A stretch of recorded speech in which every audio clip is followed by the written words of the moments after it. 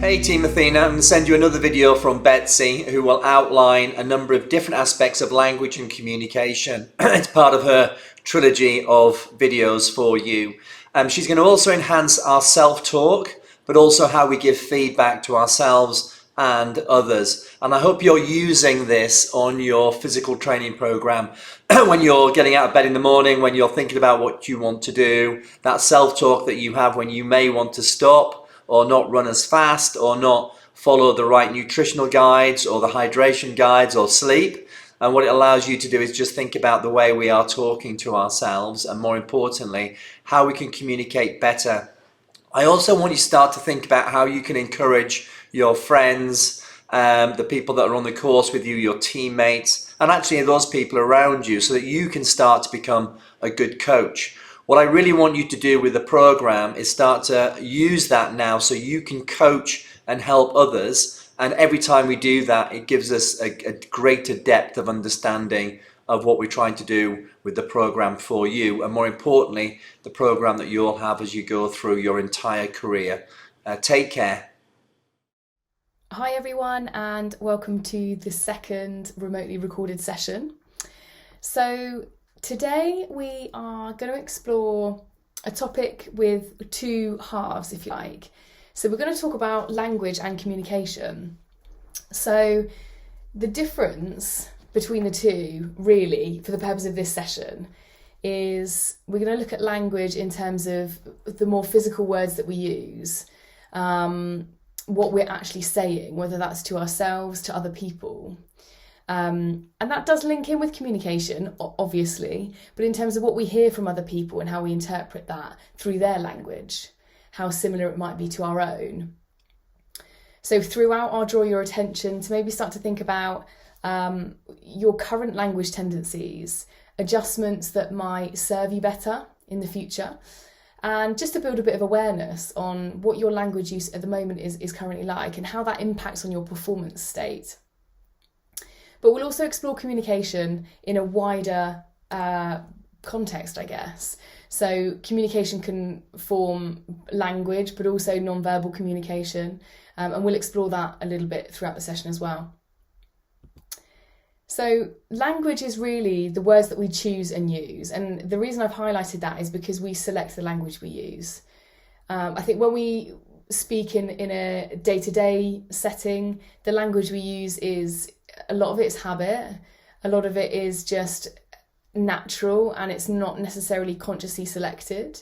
And that's fine. And we'll talk a little bit about the distinctions between remaining authentic with what you're saying and not thinking about every single word and every single sentence that you might choose to use, but also acknowledging that some of the language we use with ourselves and with other people, particularly in key moments, whether that's moments of high pressure, moments of when you needed to perform or rise up against something, that we can actually choose to use particular words, and we can use language that will serve us or someone else better.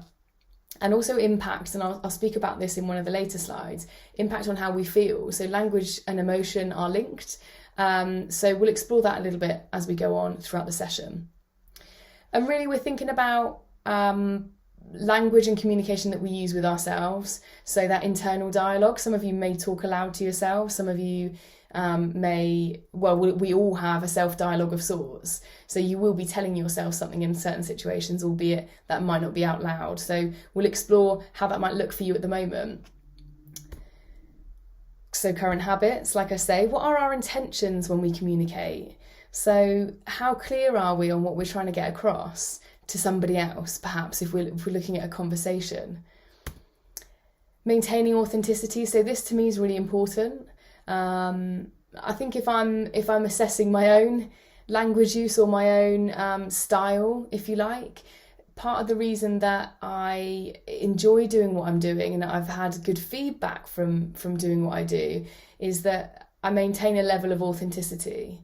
So obviously the words I'm using to conduct this session will be partly scripted because again, linking to the bullet point above, I have an intention on what I want to communicate to you guys today, to deliver a message, to educate, to inform. So part of that is intentional, but also the way in which I do that, I believe in my work, maintaining authenticity is really important. If the person you're listening to feels a bit scripted and a bit over intentional, then sometimes you don't get a connection, or you don't get a rapport with what that person's saying. So for me, maintaining authenticity is really, really key. So as we go through and start to think about the finer details of language, it's not about transforming what you're doing at the moment, what you might be saying or how you might be communicating, to really fine tune that into perfection. As with anything, perfection is not very easily attainable, and not always the wisest choice to aim for either. So it's important to allow for that authenticity to come out for sentences and conversations that you might have with yourself or other people, to not be really contrived and really rigid. So we'll talk a little bit about that. Irrational and extreme language. So this is a topic that I explore a lot in my work through all sorts of different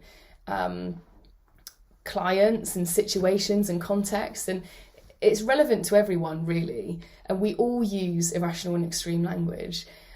This links in with what will be coming up in the next session in terms of rational therapy, which is a form of therapy that allows us to look at healthy alternatives compared with unhealthy negative emotions, and that's something we'll explore in a later session, but I'll introduce you to that today. How is this serving me? So this is kind of a strange sentence that was brought to me by an old supervisor of mine, and it's something that's used in rational therapy, and it's that realisation of basically, how is this helping me? But in rational and rational emotive behaviour therapy, it's often phrased, how is this serving me? And is this serving me? Is this helping me? Is this good for me? And I want you to think about how that links with your super North Star. So how is the way I'm communicating, how is the language I'm using serving me? Is it serving me well or not? And is it serving me to reach for my super North Star in a good, positive way or not? So I want you to sort of have that in the back of your minds as we go through the session. And not only serving yourself, but other people. You know, we get nowhere alone. On the journey that you're on right now, on journeys that you will have been on in the past, in the future, and just our general life journey, we don't get there alone. We require help from other people at times. And that also means that we not only should and can help other people, but it's a nice feeling to be able to do that. Sometimes we strive to do that, you know, not just for our own gain.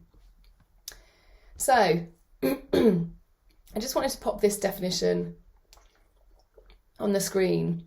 And as with any definition, it's not necessarily all-encompassing, but in terms of talking about communication, which comes in all forms, the number one we've got there is the imparting or exchanging of information by speaking, writing, or using some other medium.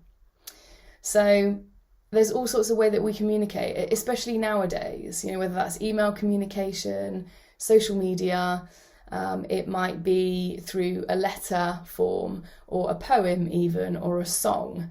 It might be a text message or a phone conversation. And also things that we might not necessarily associate with communication all the time is body language, non-verbal communication and cues. So the difference between the two of those, for example, would be your body language can be fixed, so how you're sat and if you're still, or also if you're moving.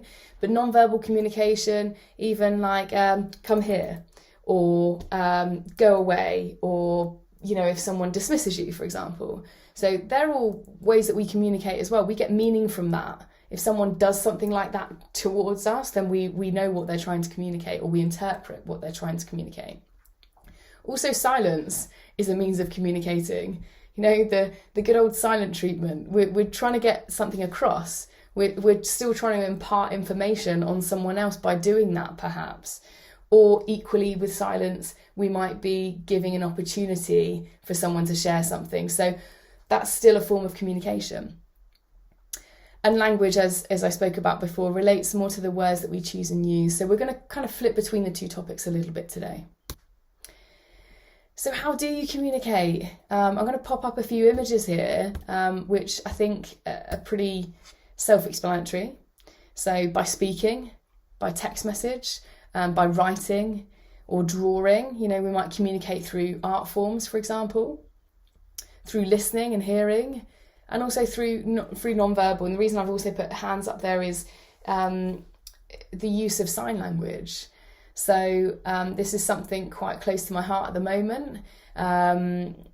Some of you may have seen the recent surge in uptake of people learning British Sign Language, BSL, from Rose, who went on Strictly Come Dancing, who has done wonders for the deaf community in terms of raising awareness for that language and for that form of communication.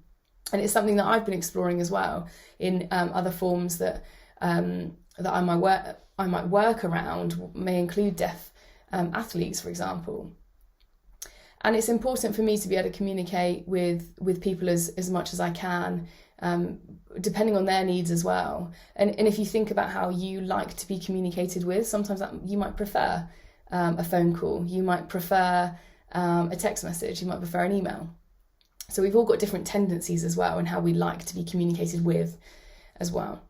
We've got strengths and super strengths in those forms as well. So some of you who might be really good with their literacy skills and how they write, for example, might find it really efficient to get a message across in writing, in an email, for example, or in a long text message, for example, because we're able to construct what we want to say in an accurate way.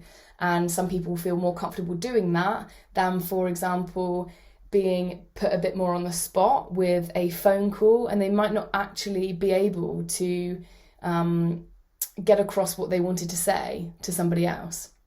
And equally, some people might struggle to listen to someone talking at them for 10 minutes and might prefer that in a written form, for example. So we'll all have our preferences there as well. And your personality will link in as well. So this isn't just a session on these are the right ways to communicate and this is the right language to use. Your personality will link in with that hugely. There'll be maybe cultural elements to that as well. And you'll have strengths in how you communicate. Any strength, as you may have experienced in your own lives and your own endeavours, any strength overplayed can become a weakness. So if we're really, really good at written communication, for example, and we neglect other forms, then we might become very, very good at written communication, but may put people off by communicating too much in that way, for example. So overplaying anything that's our strength can be detrimental to us and other people too. So we often communicate to initiate an emotional response in someone else as well. So we might send someone a really nice message, for example, because we want them to feel loved, or we might want to provoke a more emotional response from them. We might use communication to initiate change in somebody else. So if you think about how you might motivate someone, even someone close to you, a family member, for example, or someone you're in training with. And you might also want to communicate to correct or prevent future behaviour, whether that's just feedback in terms of I don't like this or whatever that might be. And we might just present information as well. So I want you to just think, and probably what's useful here is to maybe take a picture of this slide once I've finished putting the bullet points up, so that you can have a think afterwards about how do you communicate when you're in a good mood, what are your tendencies like then and when you're in a bad mood. And this is where personality comes into it. And this is where it's quite useful actually to do a remote session like this, because it's being delivered to you as an individual, and you can think about these things very much from a personal standpoint.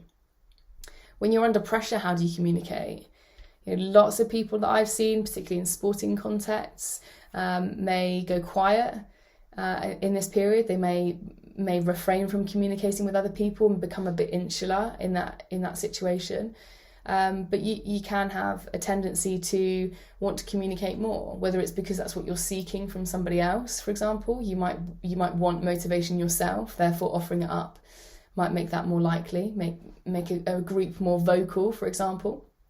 So have a think about situations you've been in that might start to give you clues about how you communicate.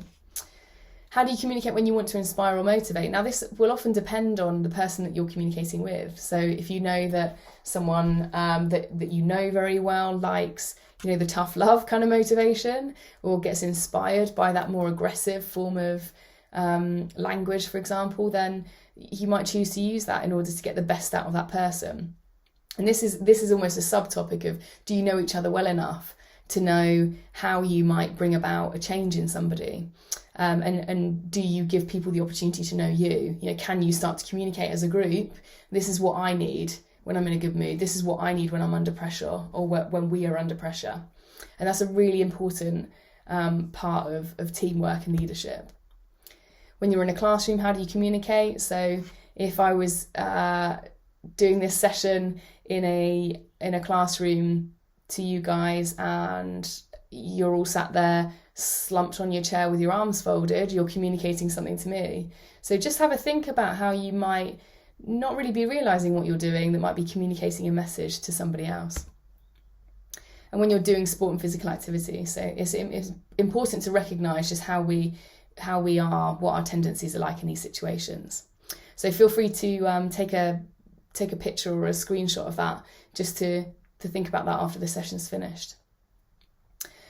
Okay, so this is just a really simple image that links back to the original definition of communication in terms of that imparting knowledge. So communication is us trying to, in some respects, put an idea into someone else's head. We're trying to get a message across so that they can understand us better.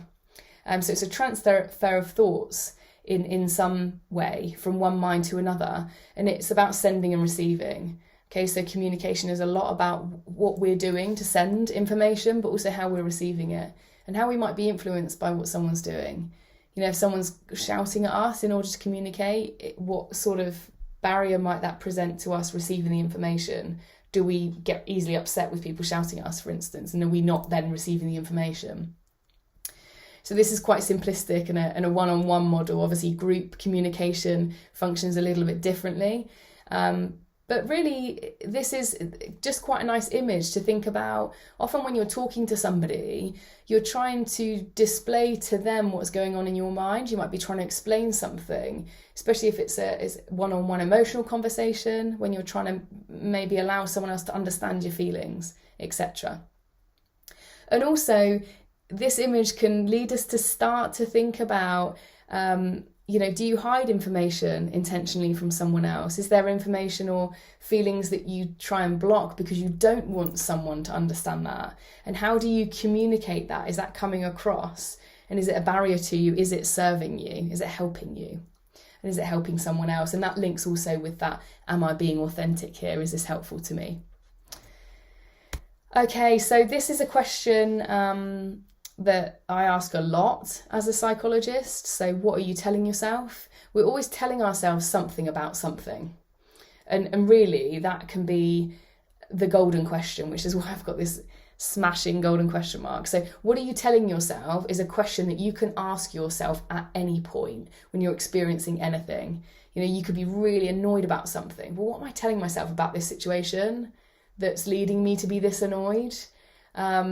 It's just a really key question. It's something that we'll explore a little bit more when I tell you a bit more about REBT. So the language that you use with yourself is important. What we tell ourselves leads us to how we feel, and how we feel leads us to how we behave and what we do. So there is a chain of command. What we tell ourselves is influencing the way we're feeling. What we're feeling is influencing what we're doing. So what we're telling ourselves is influencing what we're deciding to do and the action we take, whether that's being in a strop, whether it's being annoyed with somebody, or whether it's being highly motivated to complete a task. How closely matches the language you use on yourself compared to that you use on others? So this is a really short piece that we could talk about for a long time. How we actually talk to ourselves internally is often very, very different to what we'd offer someone else. We often are tougher on ourselves in a lot of situations. We're less kind, we're less compassionate to ourselves, whereas we'd offer perhaps more helpful suggestions to other people. We like to help people solve problems, but we often don't have a tendency to want to solve our own problems. Sometimes we want to wallow in our problems. Sometimes we want to over-exaggerate them and make them worse. And we want to kind of ruminate about them. So have a think about what sort of things you might say to yourself if you do something wrong, for example, and how that might differ to how you would communicate with someone else, a close friend, a family member, a teammate, whatever. So have a think about how that would differ for you. And I'm just going to pop up a couple of questions here that you might want to take a picture of, just to have a think about after the session.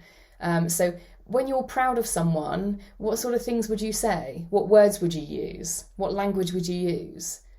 And would you use the same language on yourself if you were proud of yourself, for example?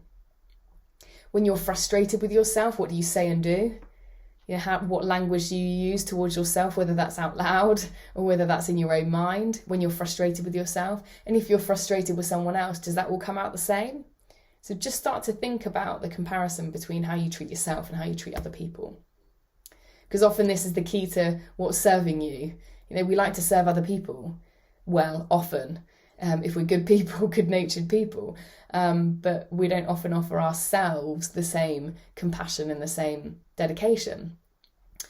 And think about when you show someone compassion. So if someone's upset about something, if someone has maybe obtained an injury, for example, how do you show compassion and understanding, and are you able to match that to yourself if you were in the same situation? And sometimes just checking yourself in those scenarios, checking yourself when something does happen, whether it's experiencing some adversity yourself, just checking that and going, how would I deal with this if this was someone that was close to me, or this was someone that needed my help.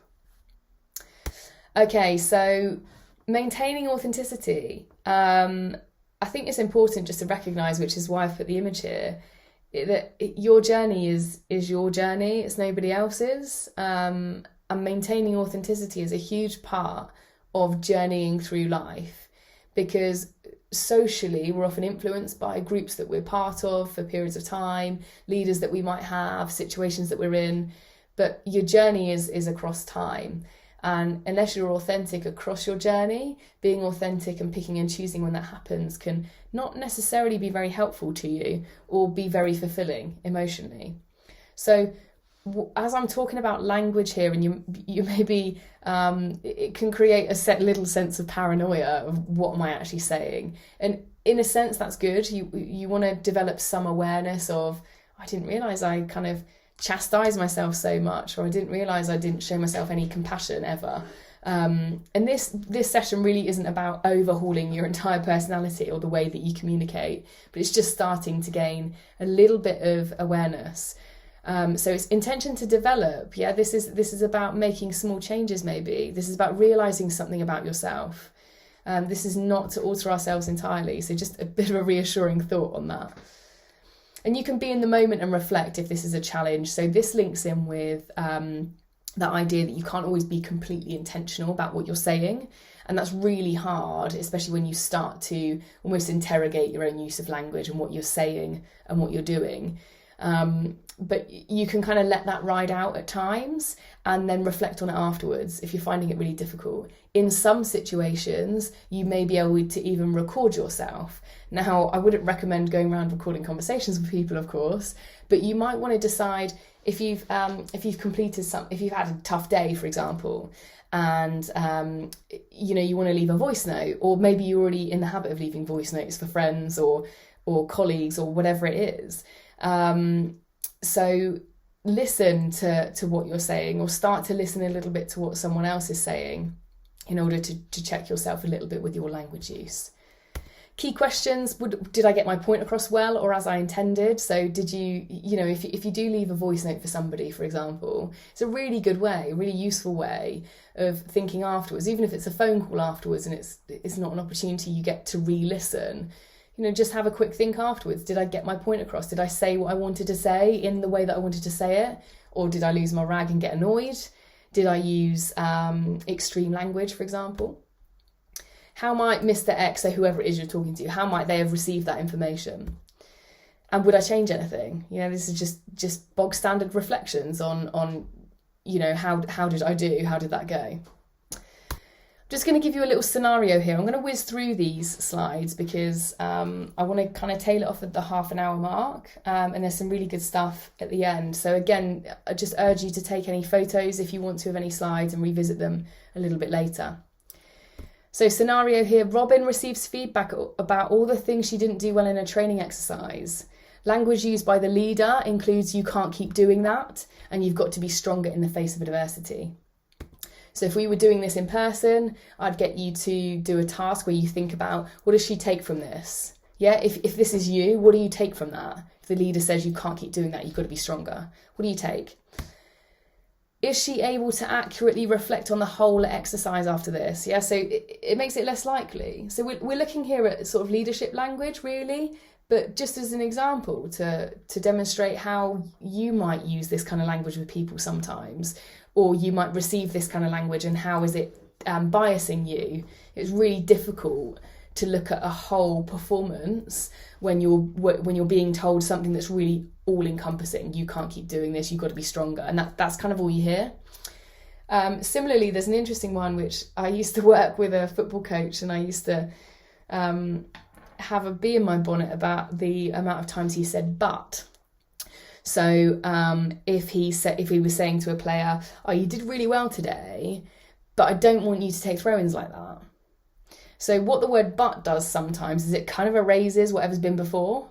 So as soon as we hear "but," we just hanging on what's coming next because it's framed as the more important aspect of the sentence.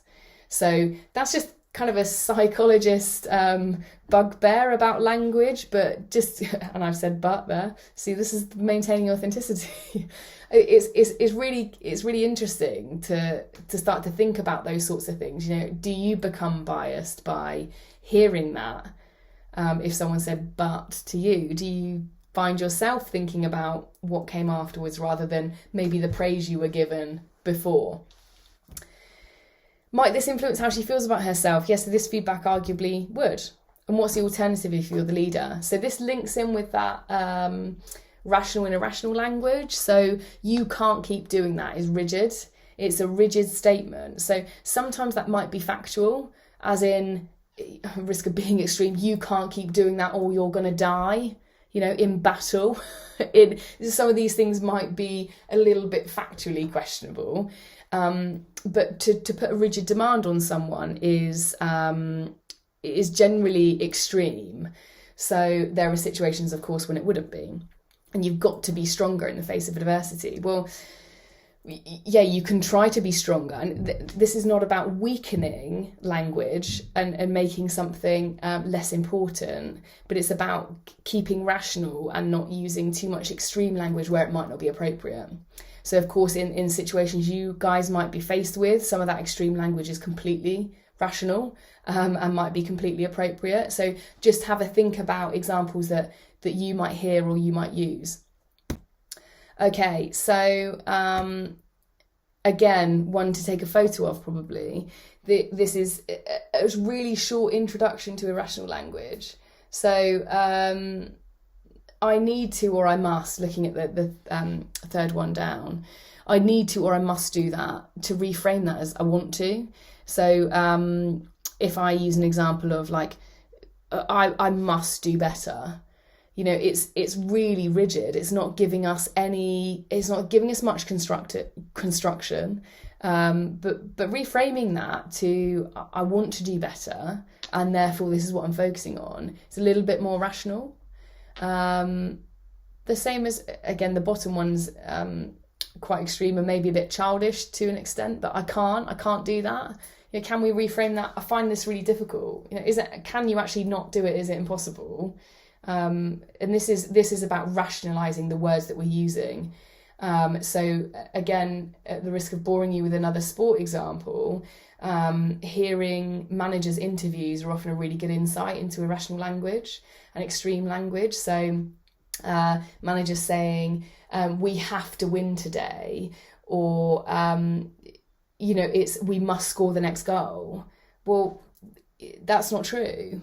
It's just factually not true. And if you put a rigid demand on someone like that, for example, I must score the next goal, and you don't, then that rigid demand the situation becomes meaningless in some respect, because you weren't able to deliver on that, and now that means that failure ensues.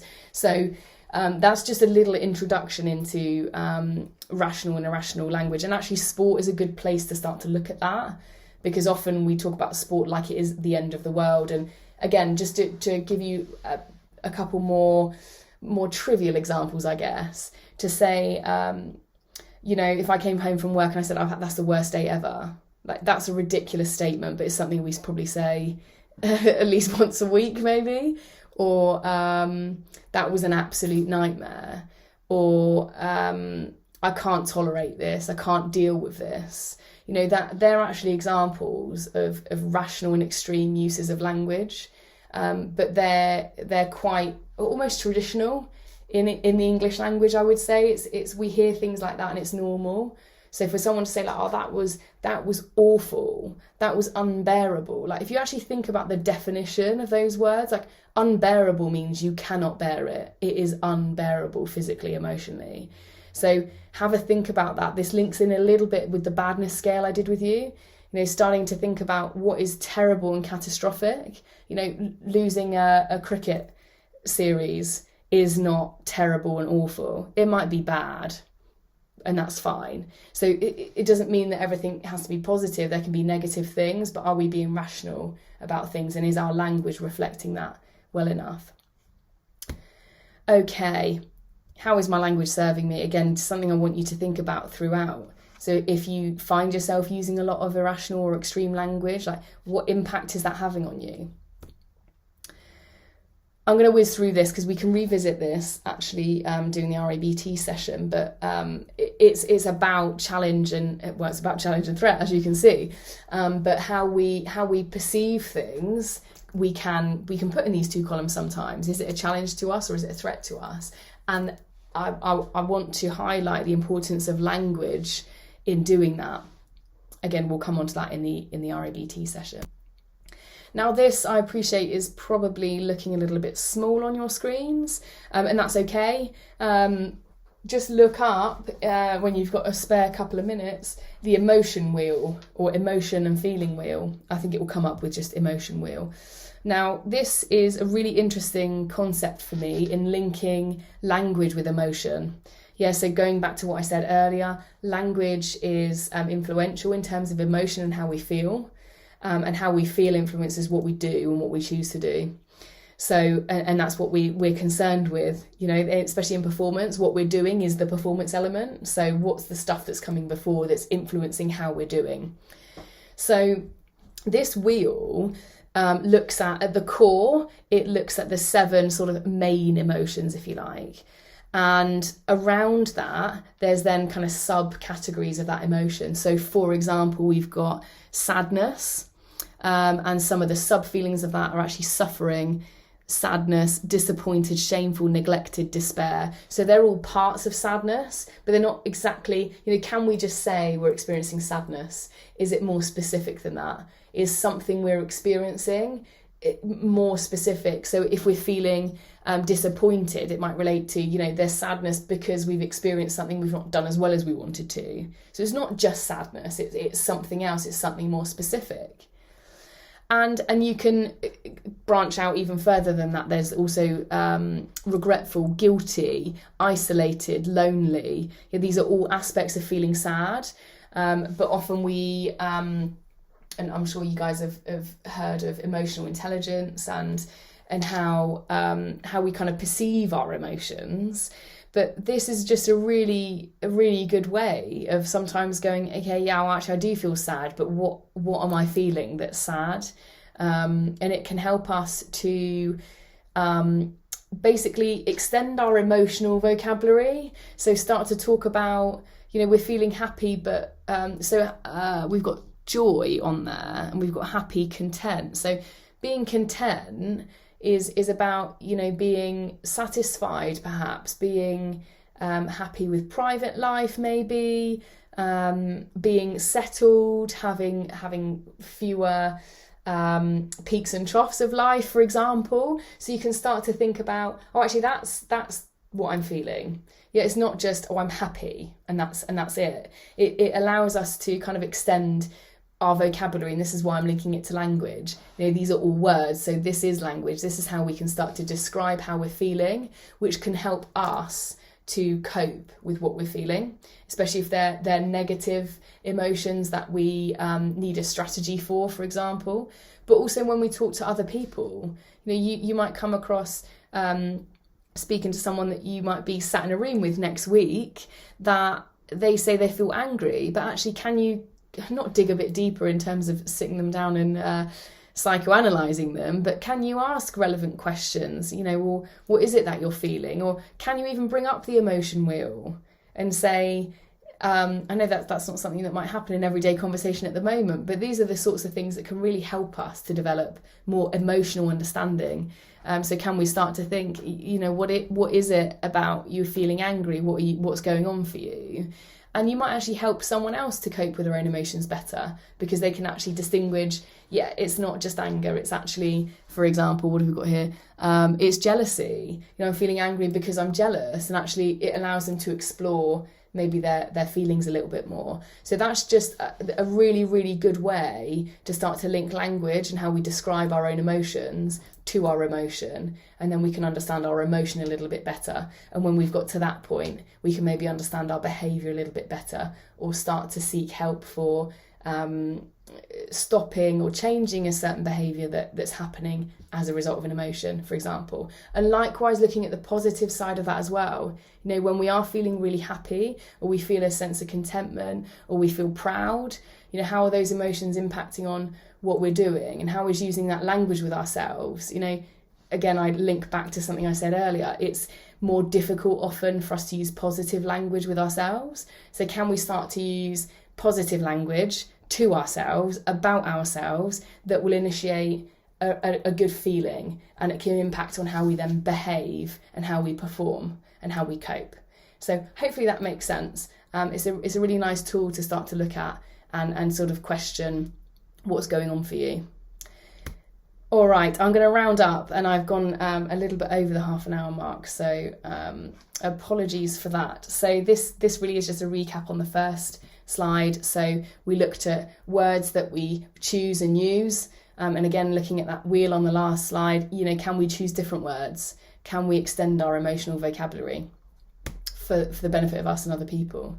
Our current habits, so you might have picked up a few things in this session that have allowed you to question or maybe start to think about, or from conversations you'll have in the future, start to think about what you say or what other people say, that you start to notice. I think when you start looking into language, it's not only your own, but you start to notice things that other people say. What are our intentions when we communicate? So how effective are we at the moment with communication? Are we getting our message across? Are we delivering what we want to deliver? And can we reflect on that? So, for example, in this session today, I'm relatively happy that I've delivered what I wanted to deliver to you guys in terms of the message and what I actually wanted to say. So my reflection would be I'm fairly positive about that. I've probably waffled on as per usual, so that might be a reflection. So being able to do that is important. Maintaining authenticity, so retain the element of yourself. That's really important. Don't feel the need after this session to assess every single word that comes out of your mouth. If you try and do that, by the way, it's really difficult to do, and your speech will be very slow and very segmented, I guess. Okay, irrational and extreme language, so we touched upon that, and that's something that will probably feature in the next session when talking about rational therapy. How is this serving me? So again, think about, those current habits in that second bullet point, and how those habits are serving you at the moment. Are they serving you well or not? And are you serving other people well or not? How does it link to your goals and your super North Star? How does that all fit in? Because if it's not serving you, then it's unlikely to be serving you to reach those goals.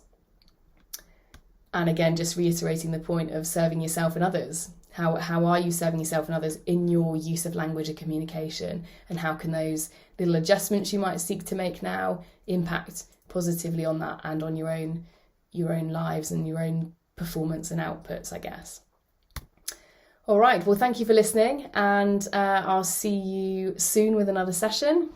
And as always, it's been a pleasure. Thank you very much.